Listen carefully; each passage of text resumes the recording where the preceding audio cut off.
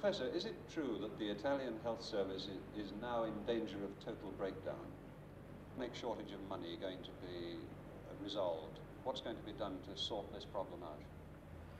I believe no, the problem of money is only a consequence of another problem, what is the organization. Like your country with the new reorganization of the National Health Service, we need a reorganization, but is a reorganization which in some way begin what you have begun in 1948. Professor, thank you very much.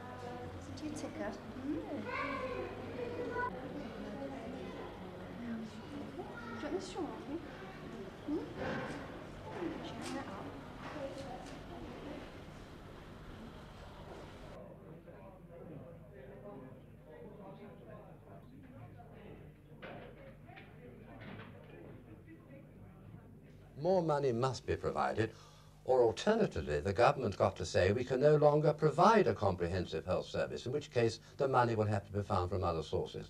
But although a holding operation is absolutely essential, I think when we've got a little more time, we shall ask the Prime Minister, as a second stage, to have an independent and urgent inquiry into the whole method of financing a health service which is in great danger.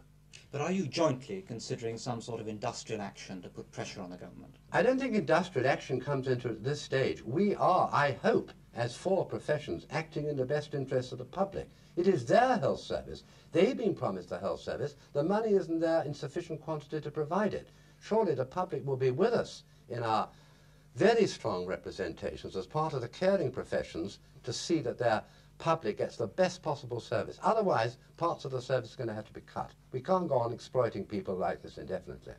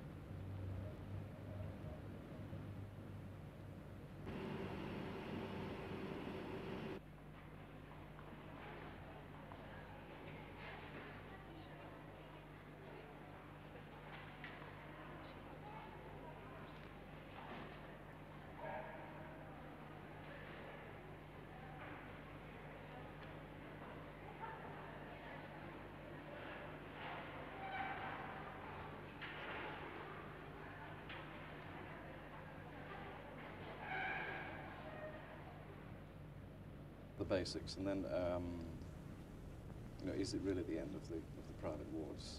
Which I'd like at this stage like a comment on. What's happening at the moment, I think, is this. There's a great deal of unrest in the National Health Service. Morale is very low amongst the staffs in the service. And this is basically because as a country we don't devote enough of our resources to our health services.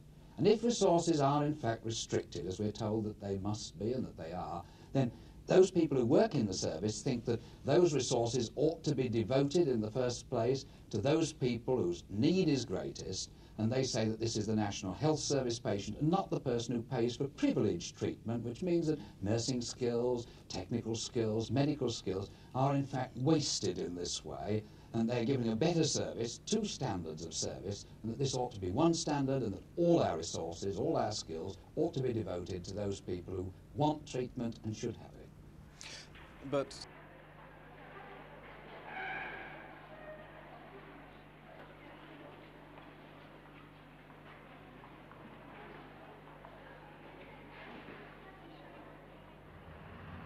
well, of course it is our policy, and this is what I say to them. I say to them now. It was in the manifesto on which we won the election. We are going to phase private practice out of the hospital service. I've repeated it many times since. I repeated it in the House of Commons today. But they must leave it to me. It is for the government of the day to go through the negotiations which will ensure that we can phase out private practice without doing damage to the patients in the health service, and I'm saying to them, leave it to me. But won't you be damaging patients overall by abolishing the private bed system, because consultants will leave because the private patients will have left? I don't accept that as being inevitable.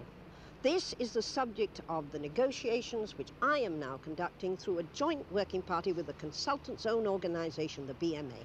First thing I did on taking office was to set up this joint working party under the chairmanship of my parliamentary secretary, Dr. David Owen. They've got a minister as chairman. They're working out a survey of the consultants' contracts, and part of it is to see how we can move to whole-time consultancy on a basis which does not do damage to the health service. I think we may succeed.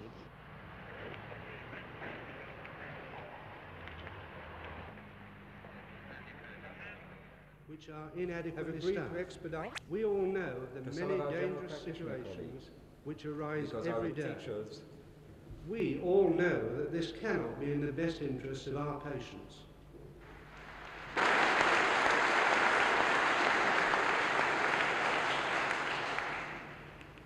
That this meeting stands firm on the principle of private beds in the National Health Service. Those four.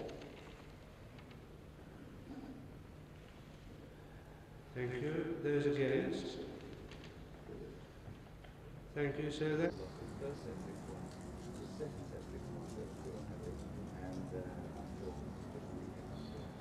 I would say this, that we feel very strongly that there should be complete preservation of private practice in the public sector. There are very good reasons why there should be.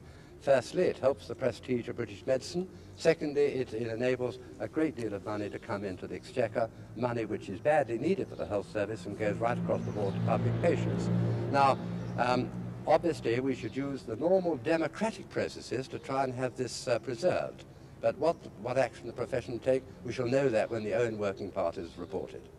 But if there is a split, do you feel that the consultant, by going private, could form a viable second tier? Well, I think that what is much more likely to happen is that if, in fact, private practice was abolished from the public sector and doctors had no choice but to work in a monopoly health service here, more and more doctors will emigrate overseas where the opportunities are greater.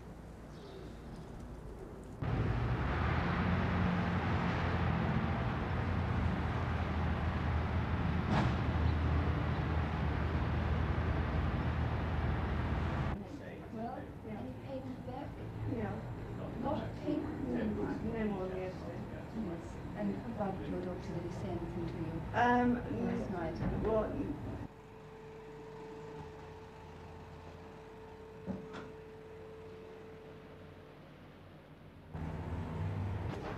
I'm just doing it on purpose. Do you think I can have a glass of orange juice, please? Yes, certainly. Just a moment. Thank you.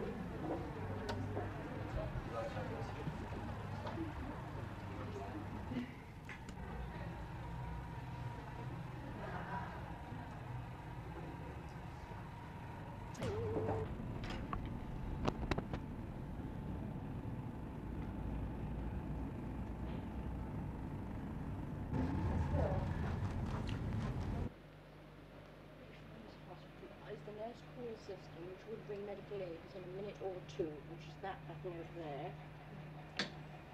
The other thing, go up, or else you would go up or down. All right?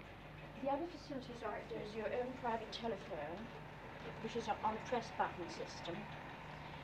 The colour television, which is controlled from that point over there. Radio, and also the nurse call system, which is picked up at the nurse's station, which means you're in constant contact with the nursing staff.